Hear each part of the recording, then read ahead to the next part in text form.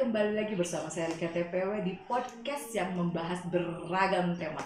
Kali ini saya sudah menghadirkan jauh-jauh ya dari negara tetangga, salah ya, seorang praktisi pengobatan tradisional. Siapakah dia? Yuk kita kepoin aja langsung. Halo, selamat sore Kang.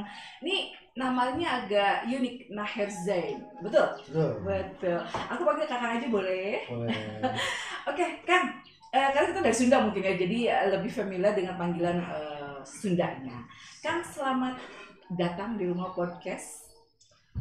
Terima kasih Teh Rika atas undangan ke podcast yang sangat luar biasa dan cukup star kalau saya melihat di postingan-postingan di YouTube, di Facebook.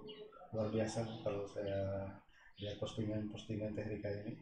Dan alhamdulillah pada hari ini saya diundang untuk datang ke sini dalam rangka ya sedikit sharing saja masalah pengalaman yang selama ini saya dapatkan dari profesi yang saya geluti sejauh ini. Oke. Suaranya agak bisa dikerasin ya. Biar semangat, penonton viewers biar semangat. By the way Kang, saya ingin mengenal Kang Naher ini lebih dalam. Lebih dalam bukan tanda kutip ya. Lebih dalam karena gini, di podcast kita ini kita baru mengundang praktisi pengobatan tradisional. Saya ingin lebih tahu seperti apa sih praktisi pengobatan tradisional, tapi sebelumnya aku pengen tahu juga nih, Kakak ini kan lahir di Sukabumi atau memang pendatang, karena dari namanya juga cukup unik ya. Biasanya kan kalau nama orang Sunda mah Asep, Agus, Ida gitu kan, biasanya begitu. Nah, lahirnya kan di mana sih sebenarnya? Asli Sukabumi kah? Saya asli kelahiran Cibadak. Oh Cibadak, kabupaten ya? Kabupaten gitu. Dan nama Naher Zain itu sendiri sebetulnya singkatannya. Oh singkatan? Betul, diambil dari nama asli saya, Nandang Hermawan Zainal. Oh jadi itu tuh singkatan guys, Naher Zain, keren. Nandang apa? Hermawan Zainal. Panggilannya? Naher Zain. Oh tetap Naher aja. Oh jadi benar keren. Kalau Rika Diawati, cuma tolong disingkat. Untuk mempermudah mengingat. Ya tapi lucu kan, maksudnya jadi iya.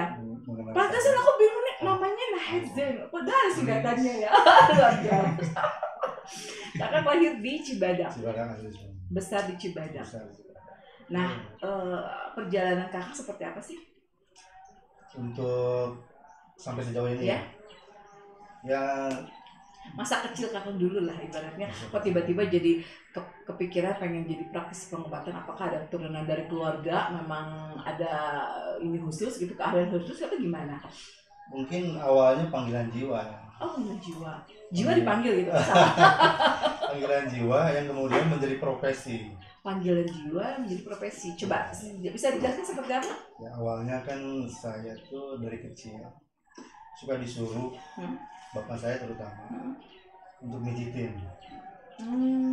Jadi setiap kali bapak saya lagi nonton TV, lagi tiduran selalu manggil saya. Sini, pijitin bapak gitu kan. Ya udah, saya pijitin gitu. Mijitnya bijit anak biasa kan. Kemampuannya anak kecil, karena diinjak-injak gitu. Gitu. Nah setelah kalau maksudnya pincakan bapak gitu. Nah begitulah. Terus? Ya sebetulnya saya juga nggak kepikir suatu saat bakal seperti ini ya sekarang. Hanya dulu awalnya ada teman, mereka punya perusahaan bayu yang bergerak di bidang tata rias sama kecantikan, terus modeling juga, agensi. Nah di situ saya diajak lah Bali. Itu setelah lulus sekolah ya? Oh SMA ya? Ya setelah lulus sekolah. Ya padahal disiplin ibu saya dulu waktu sekolah jurusan musuh. STM ya? Oke. Makanya bertolak belakang sampai sekarang saya juga harus pikir. Cuma kan atau takdir mengarahkan saya ke sana. Melalui awalnya ya teman saya tadi yang ada di Bali, dia punya perusahaan bidang tata rias kecantikan, modeling, ya saya banyaklah kerjasama di sana. Ya, menangani berbagai karakter jenis perusahaan-perusahaan yang memang diminta untuk mempromosikan produknya melalui modeling agency yang mana dilakukanlah semacam peragaan busana. Nah di situ saya punya pengalaman 2 tahun di Bali. Saya kembali pulang ke rumah setelah dari Bali itu, saya bingung ini mau ngapain ya setelah saya dari Bali. Terlintaslah dalam pikiran saya mau melamar aja ke Jakarta, ke Rudi Hadisuwarno atau ke Joni Andrean. Awalnya saya fokus di Joni Andrean nih. Saya melamar lah ke Joni Andrean. Saat itu di tes, terus perusahaan bilang, manajemen, oke ditunggu 1 minggu ya kabarnya. Nah, setelah saya pulang dalam perjalanan, tiba-tiba saya ada keinginan, sekalian jalan, saya melamar juga ke Rudi Hadisuwarno. Nah begitu datang ke Rudi Hadisuwarno, ketemu Hadir langsung ditawari saat itu juga, apa kalau bisa tes sekarang langsung di Hotel Mandarin katanya. Dengan basic pengalaman saya di Bali mungkin mereka melihat cukup qualified lah dianggapnya gitu kan. Nah saya langsung tes tuh di Hotel Mandarin. Di sana saya tes rambut. Di akhir-akhir tes tuh saya ditanya ada kemampuan lain nggak selain rambut katanya. Saya kepikiran saya mahir mijit. Saya bilang padahal belum ada pengalaman sama sekali ya. Belum ada pengalaman secara ini ya. Ya maksudnya belum ada private khusus misalnya kamu belajar gitu belum, ya. Hanya otodidak saja. Hanya otodidak saja. Jadi di situ saya bilang saya pandai mijit Pak. Suaranya bisa dikerasin karena kita nggak pakai klip ya. Saya pandai mijit Pak. Oke, saya coba ya mau tes pijitan kamu kayak gimana. Nah di situ saya dites mijit dengan konsep kerimbat ya, kalau waktu itu di Salo itu konsep kerimbat. Begitu mereka merasakan pijitan saya, langsung, waduh luar biasa ini katanya, ini bisa jadi icon nih katanya, pijitannya khas katanya. Itu tuh berarti di kepala ya? Ya di kepala dan bahu, leher, pundak, tangan. Oh di setengah badan, oke. Nah di situ langsung saya direkomendasikan untuk Pak, kalau untuk di rambut Bapak saya anggap belum qualified katanya. Bapak lebih cocok di massage saja ya, karena di Rudi juga ada divisi massage. Oke lah Pak, kalau memang begitu ya boleh lah, saya terima aja. Akhirnya di divisi massage itu, akhirnya di situ saya ditempatkan di Rudi Hadisuwarno yang ada di Plaza Indonesia. Nah disitulah puncaknya saya bertemu dengan orang-orang top, orang terkenal, selebritis, public figure, karena disitu tempat nyawalnya orang-orang itu. Nah sampai beberapa tahun kemudian saya di Rudi Hadisuwarno itu sudah dijadikan sebagai ikon Rudi Hadisuwarno, ambasadornya gitu. Makanya begitu perusahaan tahu, khususnya Pak Rudi Hadisuwarno, kalau saya punya kemampuan skill yang di luar berbeda dengan yang lain, ya menawarkan ke saya, mau nggak kamu jadi manajer training center gitu. Jadi apa yang saya miliki, skill saya yang saat itu dianggap luar biasa oleh perusahaan, dijadikan standarisasi perusahaan. Nah jadi padahal kakak waktu itu belum ada keilmuan khusus kan? Belum ada keilmuan. Kok bisa mereka menelepon bahwa itu menjadi icon gitu, bahwa apakah karena banyaknya komen-komen dari si pelanggan itu? Salah satunya itu. Dan yang paling jadi testimoni lah yang paling signifikan itu setiap hari jadwal saya fully book di salon itu. Jadi orang yang datang melihat saya sibuk dan nggak bisa nanganin, dia lebih memilih balik lagi besok. Nggak mau waiting list ya? Waiting list, nggak mau ditangani oleh orang lain saat itu. Jadi perusahaan melihat potensi saya itu, makanya saya ditawar oleh perusahaan, mau nggak dijadikan manajer training center untuk massage Indonesia. Jadi metode yang saya miliki saat itu dijadikan standarisasi nasional oleh Rudian Suwarno. Makanya dipanggil saat itu karyawan-karyawan Rudi yang ada di seluruh Indonesia didatangkan ke Jakarta untuk mendapatkan pelatihan dari saya. Kakak bingung dong mau melatih seperti apa gitu. Ya, kan kakak nggak punya teknis dasar memijit kan, nah seperti apa? Akhirnya saya ya learning by doing lah. Ya pada implementasinya saya bisa memberikan metode tersebut kepada seluruh karyawan Rudi yang ada di Indonesia dengan baik. Ini bisa diterapkan oleh semua. Kakak koma dulu nih. Saya ingin membacakan profil kakak nih. Itu kan kakak waktu itu di perusahaan Rudian Suwarno, ya kan? Kalau boleh saya baca nih ya sedikit ya profil kakak ini kan saya baca nih. Pernah menjadi juga terapis urut dan refleksi selama 10 tahun di klub Olympus Hotel Grand Hyatt. Mungkin itu setelah dari Rudi ya. Terus message konsultan di beberapa perusahaan salon seperti Alphonse School, Green Door Salon and Spa, serta pengalaman menjadi terapis dan konsultan kota-kota besar seperti Bali, Surabaya, Jakarta, Aceh, serta di negara lain seperti Malaysia dan Brunei Darussalam. Wow, gitu kan. Nah, ini yang menarik saya.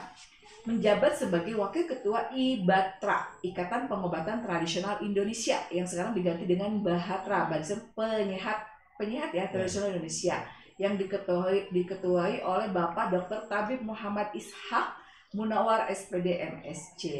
Itu, nah sebelum kita melanjutkan tadi yang Rudian Suwarno, boleh sedikit ini dulu Kang, kita loncat dulu ke yang IBATRA itu Ikatan Pengobatan Tradisional Indonesia.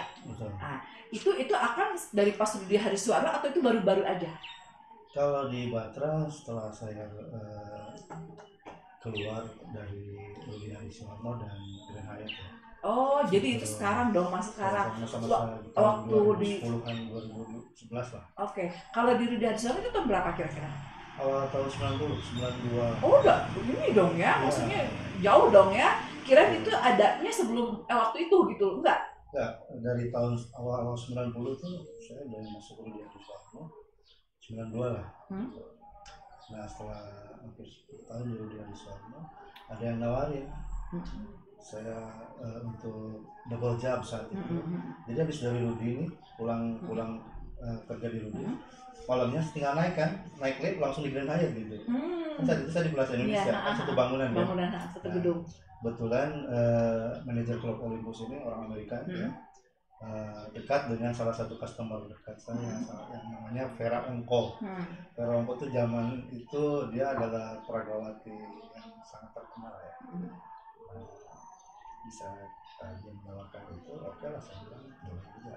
Jadi saya di sana sebagai terapis tamu gitu, guest therapist di Grand Hyatt. Jadi saya tidak menjadi karyawan permanen, tapi lebih kepada freelance. Tapi di situ disonding sebagai profesional terapis, yang mana mereka berarti harga itunya beda dong? Beda.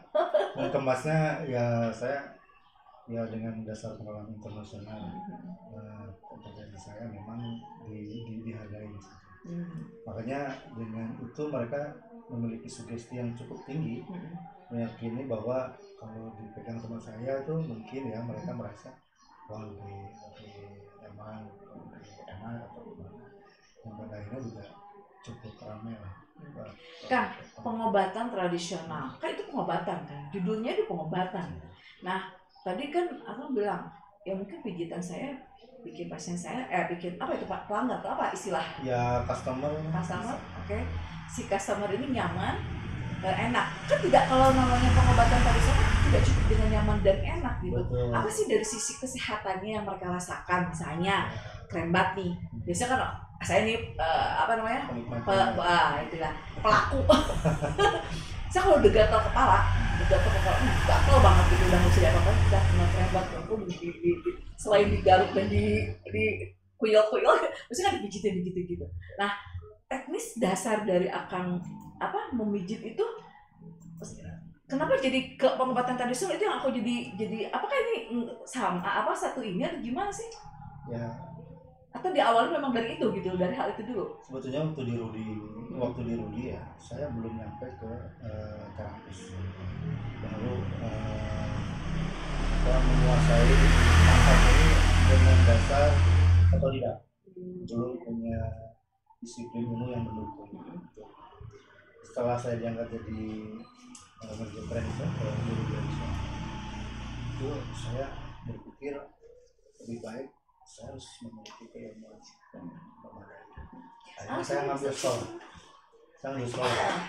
sekolah terapis di Jakarta, setahun lah, boleh dibilang mungkin seperti kursus, tapi setahun jangka waktu dan saya ambil.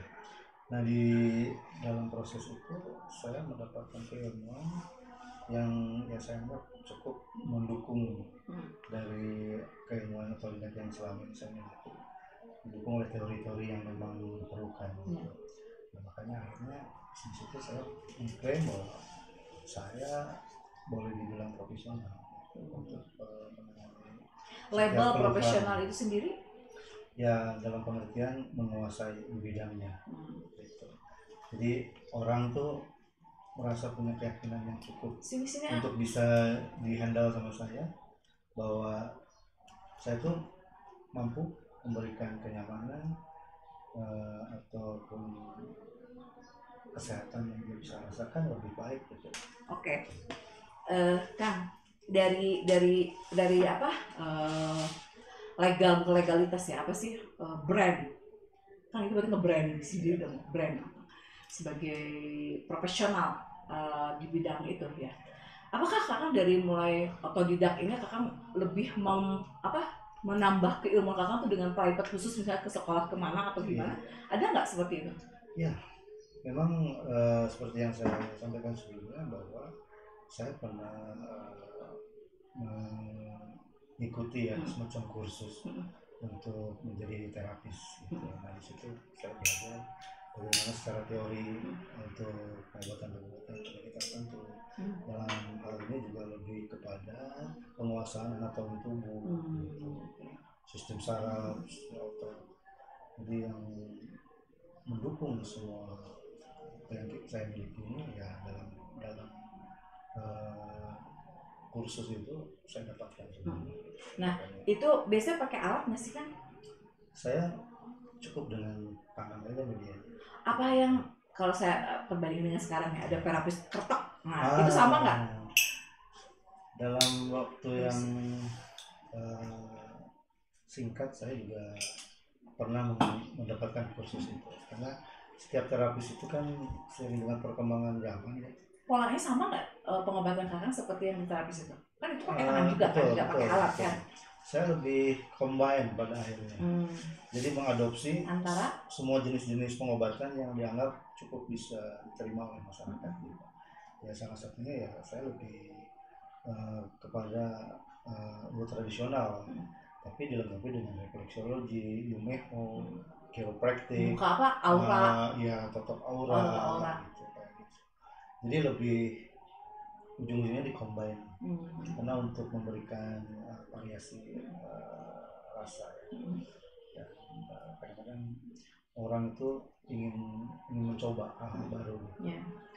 Jadi saya selalu mengupgrade kemampuan atau skill. Jadi kalau ada metode-metode baru saya selalu ikut.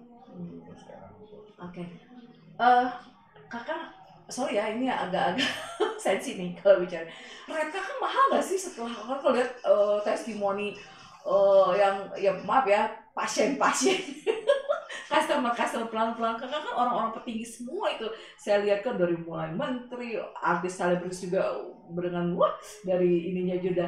Nah itu gimana nih kalau sekelas kita nih yang mau dipijit dengan Kang Nair ini gitu loh. Dari awal saya selalu berprinsip bahwa memberikan terapi pada setiap orang itu niatnya ya lillahi ta'ala. Jadi tidak ada istilah saya harus pasang tarif gitu. Nggak mungkin, kan kakak udah punya brand, level kakak udah betul. Petinggi-petinggi itu bukan petinggi-petinggi di Sukabumi, ini mah di Brunei Darussalam, Warno itu kan.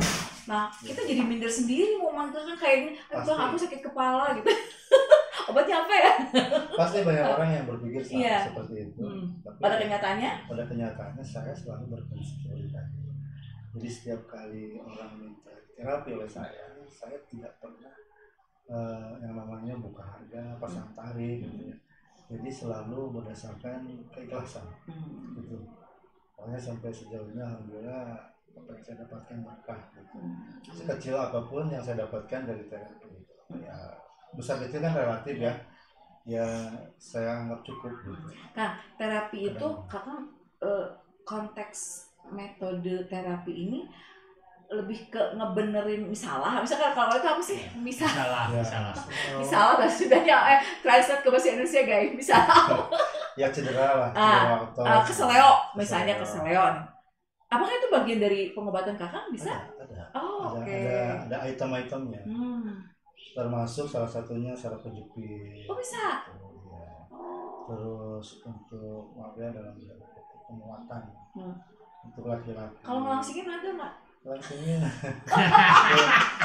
tergantung ya bagaimana pola makan sih pola hidup jangan gitu dong udah jangan ngomongin pola makan jangan jauh karena kan tergantung juga walaupun secara teori sepertinya mudah tapi kan implementasinya sulit dilakukan gitu. Dan banyak juga yang orang-orang yang mungkin lebih kepada untuk treatment ya jarang sekali untuk pengobatan yang sifatnya penyakit berat. Jadi mereka lebih banyak ke relaksasi untuk supaya badan terus terbugar, fresh. Lebih ke situ sih kebanyakan ya. Jadi bukan pengobatan yang ini ya, yang ekstrim. Tapi saya bisa melakukan itu. Gitu. Bisa ada orang yang minta saya bisa melakukan. Berarti kita sudah punya kontaknya ya. Jadi ada ini soalnya ya kan, soalnya gini, saya sendiri bukan penikmat, bukan apa sih kalau itu istilahnya bukan pemakai kayak narkoboy aja pemakai. Jadi apa sih? Kan suka bingung. Ada teman misalnya, tahu nggak ada penyakit? Itu kan bagian dari dong marketing gue aja. Jadi sekarang aku udah punya link kontaknya. Jadi guys, viewers The Portal ini soalnya Madam Rika kalau misalnya ada keseleo, ada apa, pengen buka aura, pengen langsing, pengen kuat. Kuat ini ya, kuat menjalani ini maksudnya beban hidup. Silakan hubungi kita nih, hubungi saya khususnya ya. Jadi ini kakak ini serba ya saya semua bisa insya Allah ya, semua bisa dilakukan gitu kan. Karena saya lihat dari profilnya sendiri wah luar biasa gitu loh, yang diobatinya bukan ya maaf ya bukan bukan ecek gitu kan, dari mulai Perdana Menteri luar biasa nih kakaknya kan, dari pejabat tinggi negara tahun waktu itu gitu kan, sampai terakhirnya selebritisnya yang waduh tulisnya udah bejibun banget gitu kan. Nah Kang, dari sekian pengalaman kakak ya, testimoni dari ribuan ratusan orang, apa yang unik atau ada apa cerita unik atau suka duka atau apalah gitu saat kakak menangani para pasiennya kakak, pasien lah saya anggap pasien dong, benar nggak sih? Baik, teringat saat itu pernah ada satu kejadian waktu saya kerja di Rudi Suwarno ya, di salon yang di Plaza Indonesia itu. Ada satu customer reguler saya yang biasa memang saya tangani gitu. Dia salah satu istri pengusaha di Jakarta gitu. Di saat dia memberikan tips saya, mungkin dia pikir itu uang 10 ribuan gitu. Ternyata saya terima juga, saya nggak mengira kalau itu uang dolar gitu.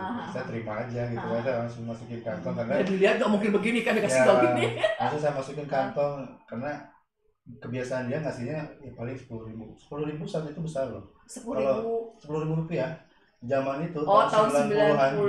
Iya. Ya, makan aja bisa cukup 1.000 rupiah tuh udah wah. Taruhlah tipnya 1 jutaan lah kali ya kalau sekarang. Enggak, 10 ribu tuh kalau dikonversi dengan nilai uang sekarang 100 ribu. 100 ribu lah.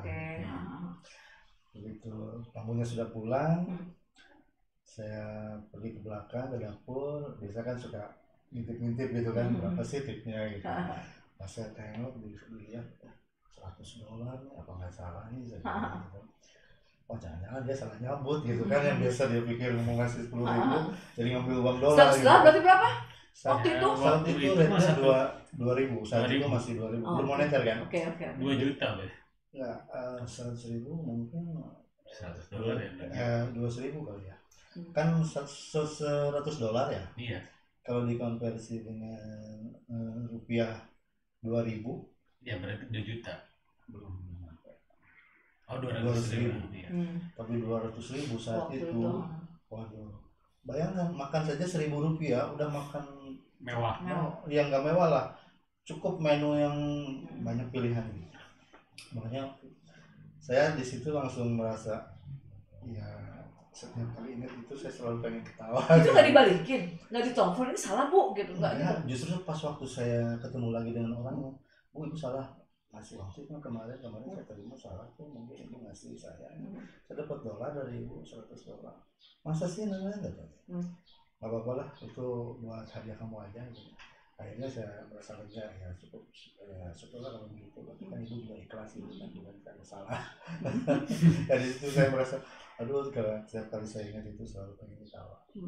Itulah salah satu kejadian yang ada kejadian yang ada hikmah besar yang mungkin saya dapatkan dari pengalaman saya bekerja di KNI, ketemu orang-orang besar, termasuk salah satunya ketemu yang sekarang punya perusahaan penerbangan Air Asia ya.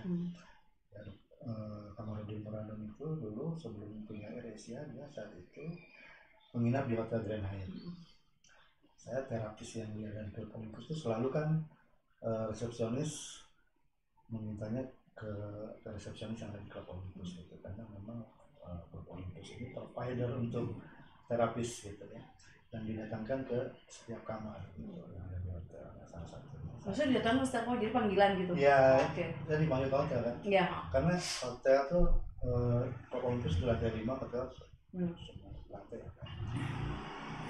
Jadi saya di situ dipertemukan dengan orang yang sekarang orang besar lah, boleh dibilang orang biasa.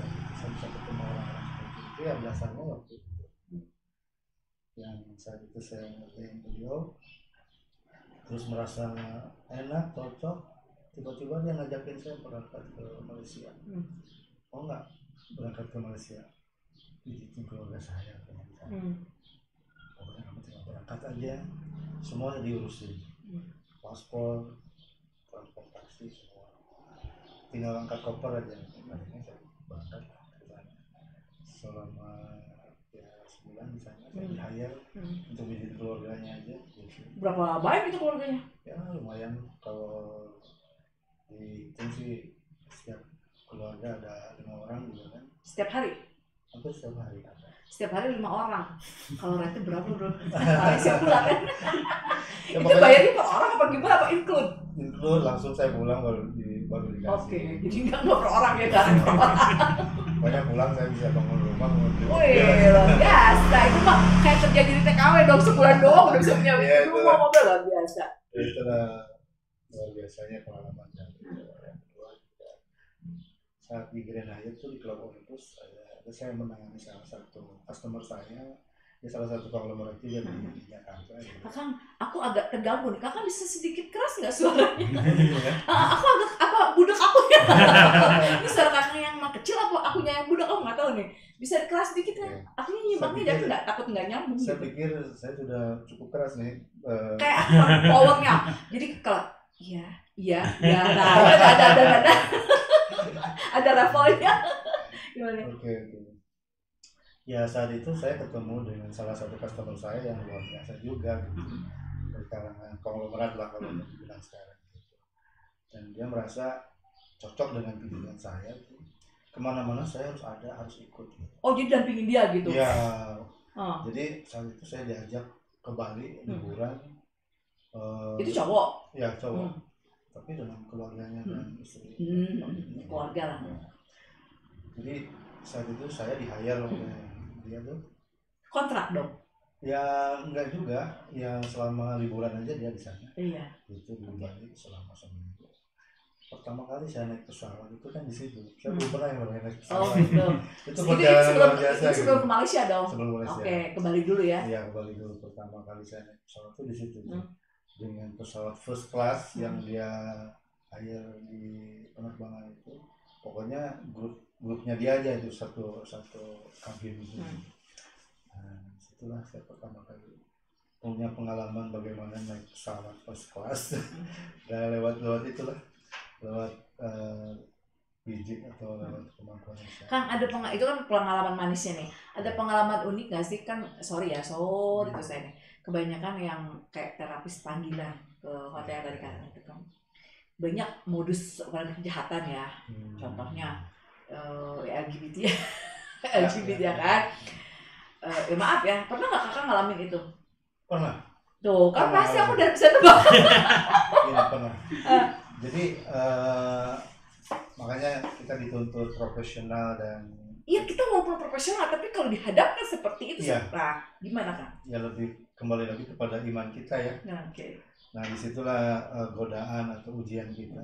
Kaget nggak waktu pertama kali gitu? Oh kaget. Gimana ceritanya? Kaget. Ceritanya dari mulai buka pintu dari mulai ngodor. Itu kan pengalaman yang sangat menjijikan gitu. Betul. Nggak cuma sebatas kaum gay ya yang meminta atau order didatangkan terapis itu, ibu-ibu juga yang iya yang dalam tanda kutip ya mungkin tante-tante gitu minta waktu itu masih muda dong masih gereng-gerengnya gitu.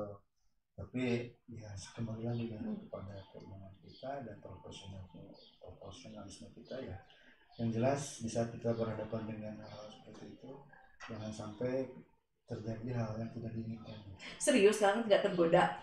Alhamdulillah. Waktu itu kan zamannya beda. Kalau sekarang kan iya boleh. Iya serius. Dulu kan beda lagi dari cerita. Betul. Tahun sekian kan gitu. Ada dong pasti hasrat ingin. Ada nggak sih nakal gitu? Manusiawi sih. Tapi itu tadi. Yang mana tante apa?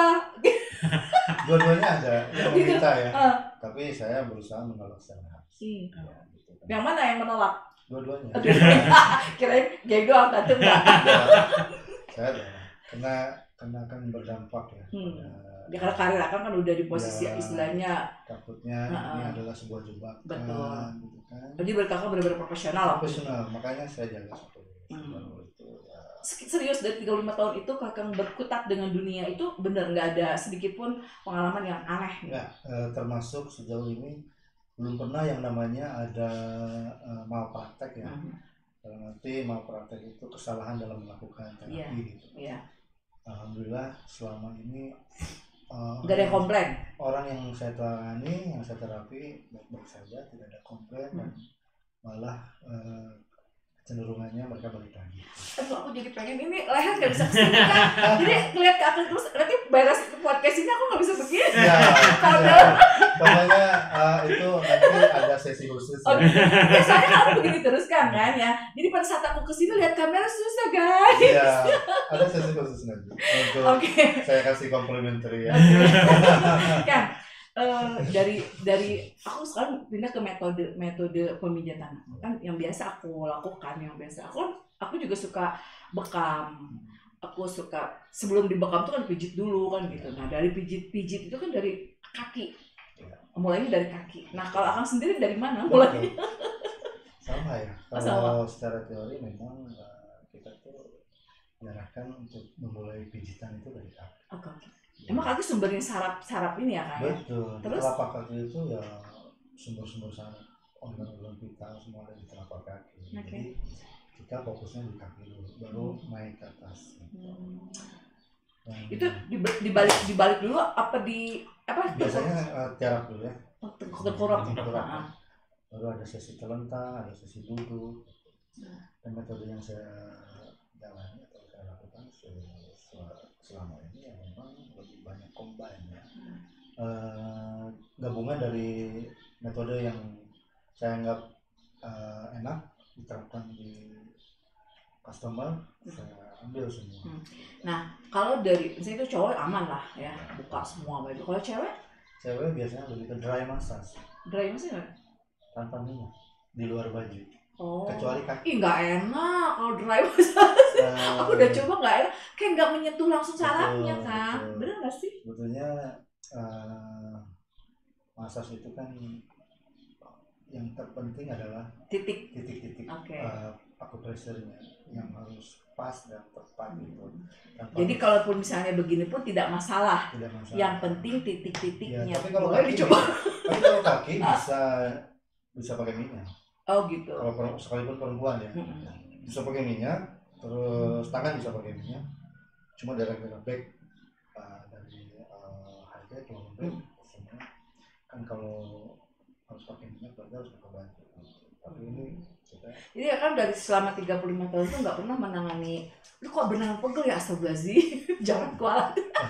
Apa namanya, belum pernah ini apa namanya, dari 35 tahun kakak pengalaman itu belum pernah mengalami pijit perempuan dengan dibuka semua. pernah ngalamin, tapi profesional aja. Oke. Iya, Dia saya mau gitu sih. mau, Okay. karena memang maunya seperti itu. Saya melihat semua apa yang ada dalam tubuhnya. Terus gimana? Ya secara hasrat laki-laki. Secara manusiawi. Ya, ini kita agak-agak pornografi ya, belajar biologi guys. Secara manusiawi ya ada perasaan hasrat jadi manusiawi lah gitu. Terus cara penanganannya gimana cara? Ya, itu tadi kembali kepada profesionalisme dan emang keimanan bisa mengalahkan profesionalisme bisa mengalahkan keimanan. Iya, sejauh ini alhamdulillah saya baik-baik saja dalam menghadapi situasi itu. Aku enggak, soalnya gini, maaf banget. Jangankan kita melihat wujud nyata, lihat di video aja. Betul. Perempuan yang agak jangan bugil deh, agak kelihatan dikit aja, gitu kan? Nah, itu gimana kan? Kan nggak ada dalam metode pelajaran kakak. Nggak ada. Kita memang nggak munafik. Artinya gini, secara manusiawi, secara naluriah ya pasti ada perasaan ini tadi itu. Cuma kembali lagi bagaimana kita memegang teguh profesi kita itu jangan sampai ternodai tercolek dengan hal-hal seperti itu ya. Jadi tetap komitmen itu saya jalankan dengan konsisten sampai sejauh ini. Makanya tidak pernah ada yang muncul ke permukaan ada satu pernyataan orang yang merasa dilecehkan lah atau apa gitu kan. Oh, nggak ada ya? Misalnya nggak ada komplainan yang aneh-aneh dari customer pelanggan dari sekian puluh tahun itu. Nah, oke. Berarti aman dong? Aman. Bersih dong sama kakaknya? Alhamdulillah. Nah, dari itu setelah berhenti itu dari tahun kapan? Berhenti atau gimana sih? Apakah memang kakak udah ya udah aku mau menyudahi ini aja atau gimana sih ceritanya? Saya tuh apa sekarang masih gitu? Termasuk orang yang tidak suka berkutat di satu tempat gitu. Okay. Jadi ada yang merasa saya ingin mencoba sesuatu yang baru atau tempat baru. Jadi saat itu waktu zaman dulu dari Sono juga udah cukup lah 10 tahun untuk pengalaman. Terus bikin aja 10 tahun cukup lah untuk pengalaman.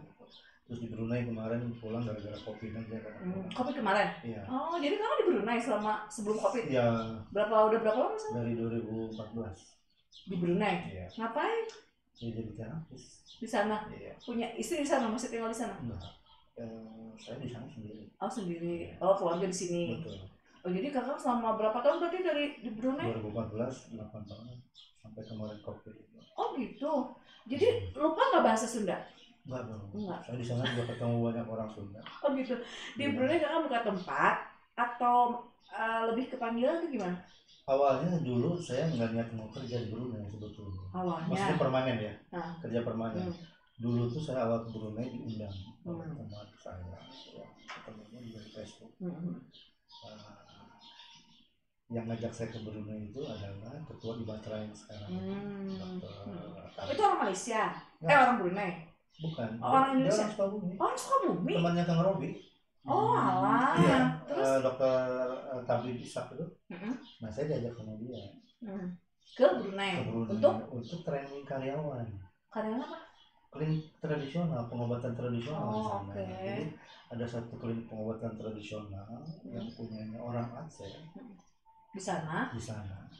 Ketemulah dengan Tabib Ishak itu di Facebook. Sharing-sharing pengalaman, akhirnya mereka mengundang kita ke sana untuk mentraining karyawan di sana. Yang satu training bekam, yang satu training urut. Oh, kakak training urut. Berangkatlah ke sana. Dalam hitungan 1 bulan saya mentraining karyawan di sana tuh diterapkan langsung di metode saya itu di klinik tersebut ke tamu-tamu. dan banyak yang cocok, banyak yang suka. Di sana Ya sebelum seminggu mereka udah balik pengen gitu lagi. Akhirnya dilihat kan oleh owner, pemilik perusahaan itu atau klinik itu yang mana cukup potensial gitu. Kalau saya bisa standby di sana, bekerja di sana secara permanen.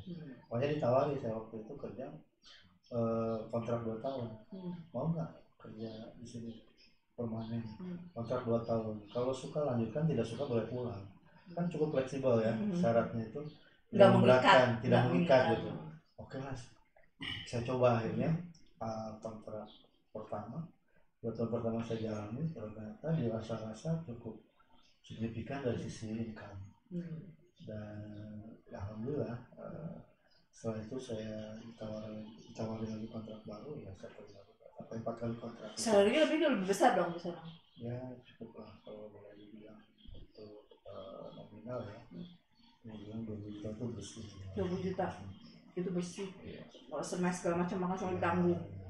Alhamdulillah bisa ada buat bangun rumah. Kendaraan murah meriah itu yang penting bisa jalan. Sampai sejauh ini ya alhamdulillah ada sisa lah dari tabungan-tabungan.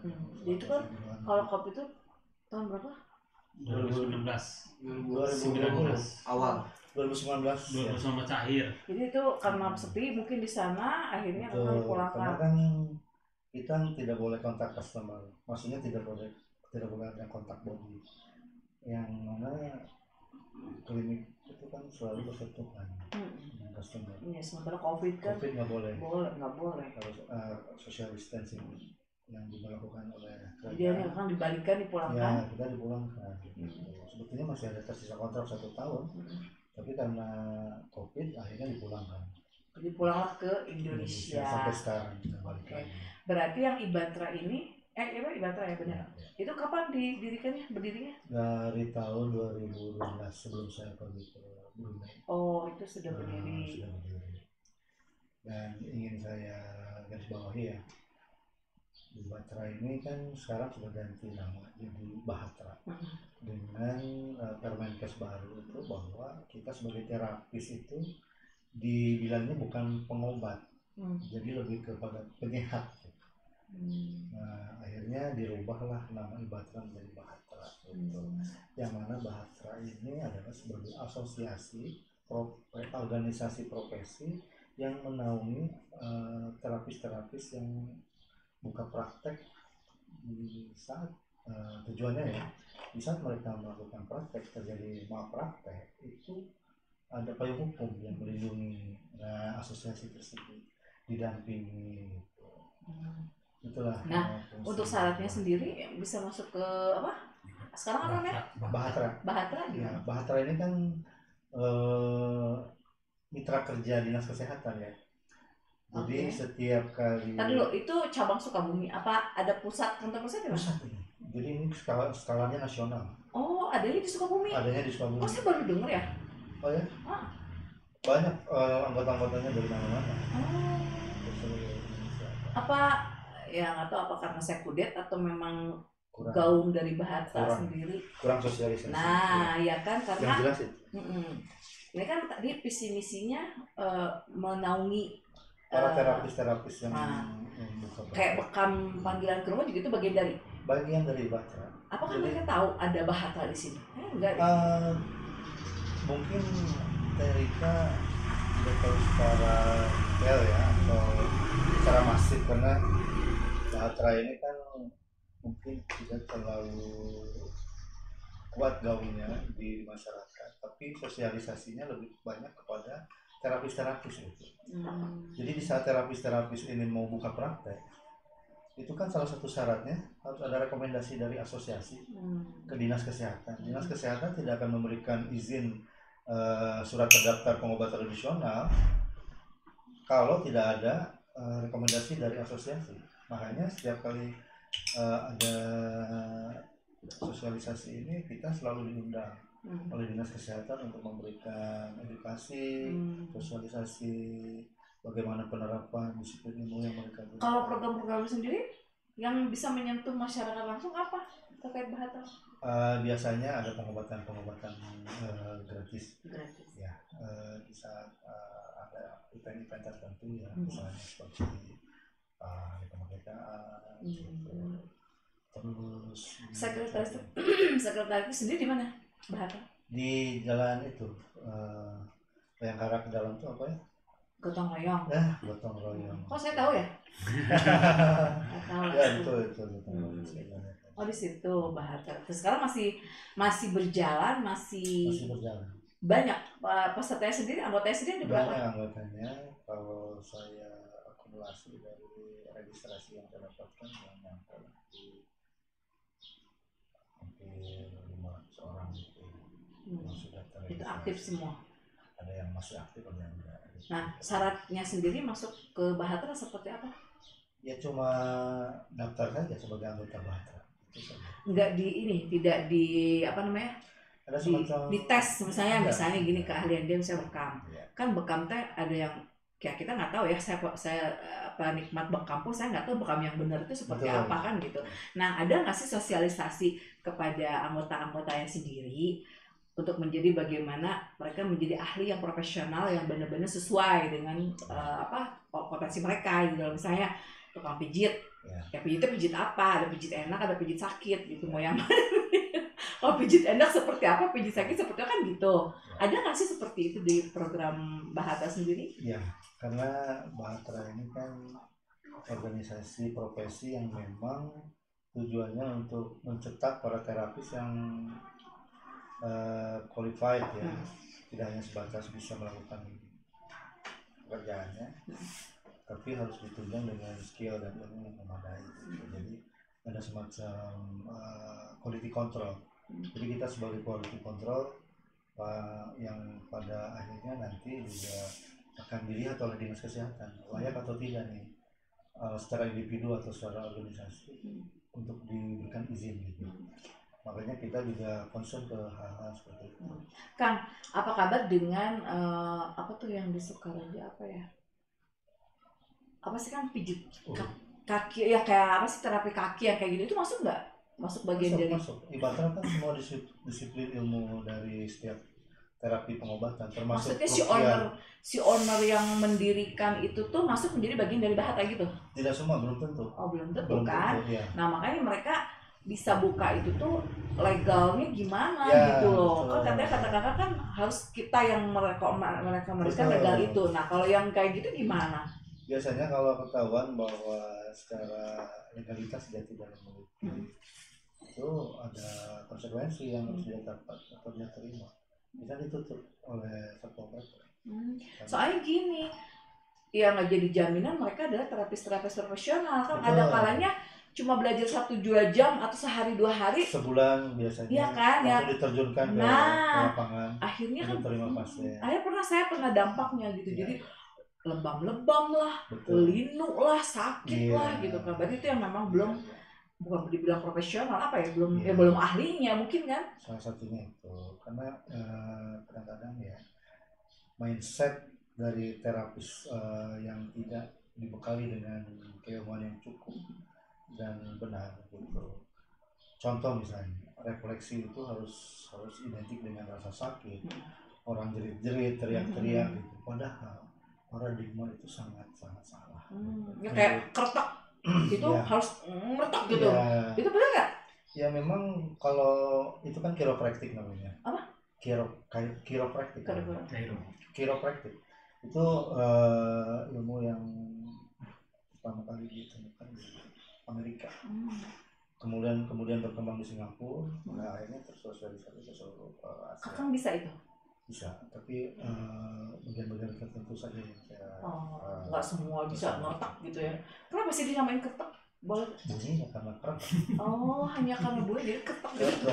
Emang semua ketak itu nggak plak gitu? Ya, ada keretak. Oh gitu. Tapi yang betul adalah metodenya chiropractic. Gitu. Cuma kan diadaptasi dengan lidah orang Indonesia supaya mudah diingat, namanya jadi keretak. Iya, nggak biasa suka dipelesetin ya. Iya. Kakang di rumah ada buka praktek nggak? Ada, saya ruang praktek ada. Oh ada. Tapi lebih banyak door to door Saya gitu. masih Jadi kakaknya yang jemput bola gitu. Jemput bola. Masih jadi cowok panggilan juga. Oh gitu. Jadi menunggu. Enggak, biasanya gini. Biasanya kan kalau kita kan endorsement. Ada. Ini kalau gini testimoninya gimana tuh? Jadi biar kitanya pede untuk mempromosikan sesuatu produk kan biasa produk nih. Tapi karena ini merasa yang dijual, ya dong, rasa kan nggak bisa dibeli. Harus merasakan. Harus merasakan. Jadi jadi gimana Pak? Testimoninya kan harus jelas. Iya, harus langsung. Iya, jadi setelah ini ya leher saya agak begini. Oke, terus dari tadi kan udah bicara pengalaman, metode segala macam. Ada nggak sih kepikiran kamu mau nyudahi ini udah capek, saya mau pindah ke hal lain gitu, bidang lain ya? Iya, kan tadi kan kakak bilang kan saya nggak bisa stuck di satu tempat, di satu titik kan. Iya. Kalau sejauh ini belum ada ya, karena masih mencintai dunia ini. Mencintai dunia ini karena awal yang saya sampaikan tadi sebagai bentuk dari tanggung jawab moral dan panggilan jiwa juga yang kemudian menjadi profesi gitu. Yang sejauh ini saya merasakan bahwa hidup saya lebih banyak dihasilkan dari profesi ini, yang mana cukup ya walaupun besar kecil dan relatif ya, tapi bisa menghidupi keluarga lah sampai sejauh ini. Kang, aduh, set gitu lah. Kalau gitu aku selalu gitu kan, tiba-tiba lupa gitu. Nah, kan kakak suka ngobatin lah, penyehat tadi ya. Diganti kan bukan pengobatan tapi penyehat. Masuk di akal sih. Kalau ngobatin kan kesannya kita jadi takabur banget kita ngobati. Bener nggak sih? Kalau penyehat kan ikhtiar bagian dari kita. Nah, kalau kakak sakit, kakak ngeluh nih, kok capek nih mijit orang. Lah, terus siapa yang mijit kakak? Selalu ada pertanyaan itu. Iya dong, ya iyalah, manusiawi kan. Betul. Di saat itu saya memang memerlukan orang lain. Gitu. Terus gimana? Seperti tukang cukur juga kan nggak bisa cukur sendiri. Nah, diturunkan ke ilmunya ke istri saya biasanya. Oh, oke. Jadi kalau saya merasa kurang enak banget, biasanya istri yang begitu. Gimana cara melatih istri? Ya langsung praktek aja ke orang yang gitu. Bisa gini, mah kalau papa sakit di kaki, mama harus pijitin nih gitu maksudnya. Oke, gitu ya. Gitu. Terus diikutin sama istrinya. Dan benar. Dipraktekkan. Maksudnya kakak merasakan ini benar gitu. Ya, akhirnya juga dia punya kemampuan itu kan. Oh gitu. Yang menjadi profesi. Pada akhirnya. Oh, oke. Juga jadi profesi. Oh, jadi selain kakak istri juga bisa. Oh. Pijit seluruh badan. Oh, pijit seluruh badan. Untuk sama perempuan. Sama perempuan kan lebih iya. Kalau sama perempuan lagi gitu. Nah, Kang, kalau metode pijit kakak itu kan gini. Kalau kata aku, kalau aku gini. Bu, mau kenceng apa pelan? Itu ada nggak berlaku nggak di kakak pengobatannya? Ada. Oh, jadi gitu. setiap itu bagian dari SOP ya. Oh. Setiap melakukan terapi itu kan selalu ditanya ke customer. Loh, bukannya gimana kita, gimana kakak lebih tahu penyakitnya apa, sakitnya di mana, levelnya harus gimana kan? Kenapa harus nanya? Untuk pengobatan salah satu penyakit. Tapi kalau untuk relaksasi, oke. Untuk relaksasi harus ditanya ke customer. Jangan sampai kita juga mijit nggak nyaman buat yang dipijit. Jadi sebenarnya lebih condong kemana sih? Relaksasi atau? Relaksasi ya, pengobatan juga enggak. Jadi combine lah. Iya, tapi lebih besar itu, mana? Di relaksasi itu ada bagian di mana untuk bisa mengobati salah satu atau penyakit yang ada dalam tubuh seseorang gitu lah. Karena dari setiap metode yang saya lakukan, walaupun sifatnya relaksasi, tapi saya tetap mengupgrade untuk organ-organ vital yang ada dalam tubuh melalui titik-titik refleksi. Kan aku lihat di profil kakak kan, mijitnya udah bukan orang sembarangan. Nah, untuk di Sukabumi sendiri, pernah nggak mijit siapa gitu, orang kasohor gitu? Saya sebut nama sih. Boleh. Sebut namanya. Ya salah satunya mungkin Pak Selamat yang punya Motor, Pak Hendy yang punya Relaka Bandungan. Ya banyak sih divisi usahanya. Banyak ya. Berarti ada lah. Sebelum kirain kakak jagonya di luar aja di Sukabumi enggak? Oke. Adanya Pak Eng, Pak Wawan. Kalau pejabat pemerintahan ada? Zaman dulu sih Pak Polres, Pak Polresta, zaman beberapa Kapolres yang waktu itu ada kedekatan juga ya di link-linknya gitu, karena biasanya Kapolres itu manggil saya tuh berdasarkan orang-orang ajudannya yang kenal dengan saya, biasanya direkomendasikannya ke saya. Iya.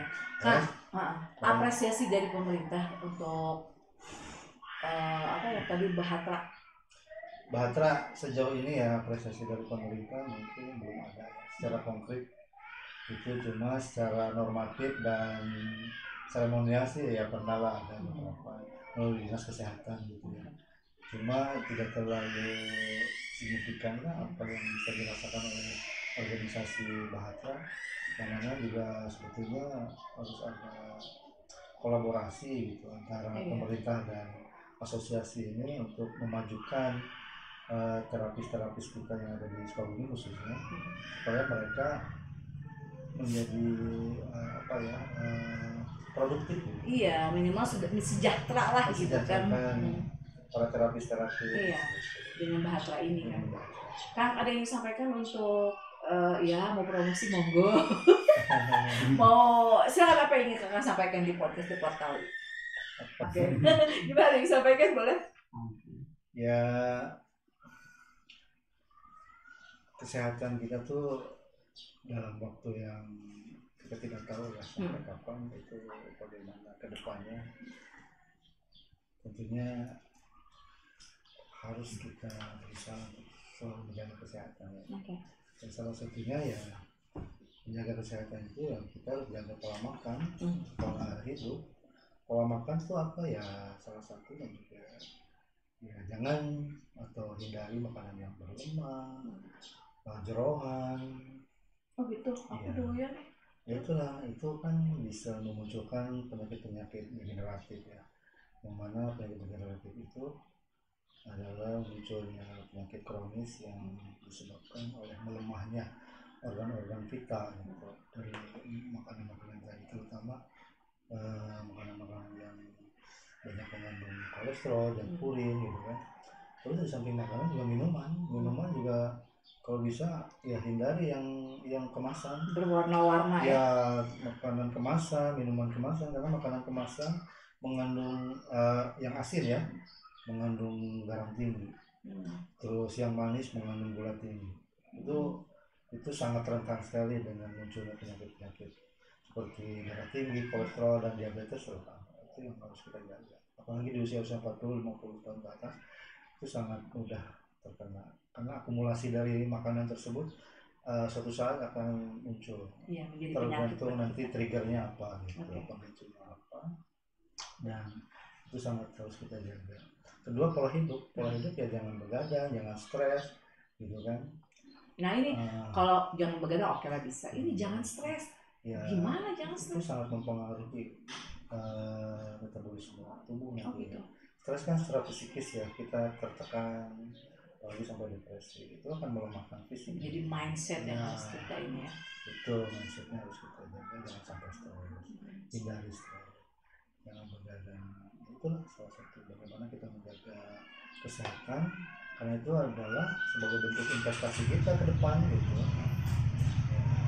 Ada satu filosofi yang saya punya, itu sakit ada obat, sehat ada cara. Sakit ada obat, sehat ada cara. Iya. Oke. Itu slogan? Ya, salah satu boleh dibilang lah slogan. Oke. Ikonnya Kakang lah. Jadi di saat sakit banyak cara pengobatan yang bisa kita adopsi gitu ya. Dan salah satunya ini pengobatan tradisional yang lebih dispesifikasikan lagi ke urut refleksologi gitu ya. Untuk sehat banyak cara ya, salah satunya jangan mager gitu kan, harus mau olahraga gitu. Itu yang membuat kita lebih sehat. Oke. Kang, saya masih penasaran nih, terakhir nih pertanyaan saya, rate Kakak mahal nggak? Nanti orang pada nanya berapa dong, aku juga nggak tahu gitu. Sejauh ini saya kalau benar-benar dipaksa harus memunculkan rate gitu ya, saya anggap masih reasonable aja sih gitu, nggak sampai meledak itu gitu, nggak sampai jor-joran juga gitu. Nggak khawatirkan dengan pengalaman kakak yang luar biasa gitu, sudah melanglang buana, akhirnya kakak nge-branding sendiri dengan red yang fantastis gitu loh. Akhirnya orang di Sukabumi sendiri akhirnya jadi takut-takut gimana gitu mau memanggil kakak kan gitu. Kayak aku aja sih sebenarnya omongan aku sih. Sebetulnya kembali lagi ke prinsip awal saya bisa melakukan terapi itu selalu dasarnya lillahi ta'ala. Paham. Ikhlas gitu ya. Sekalipun orang itu sampai nggak ada sama sekali. Sorry Kang, itu terlalu idealis jawabannya, saya nggak suka. Saya lebih segini. Salah contoh, bekam berapa titik sekian kan gitu. Orang kan begitu kan. Bekam pijit sekian. Nah kalau kakak gimana? Kalau saya biasanya hitungannya durasi ya. Oke. Per jam. Durasi. Durasi per jam biasanya 100.000. Oh, 1 jam. Ya. Oke. Untuk datang ke rumah. Oh, kalau dipanggil berarti beda lagi, ada transport tambahan. Oke.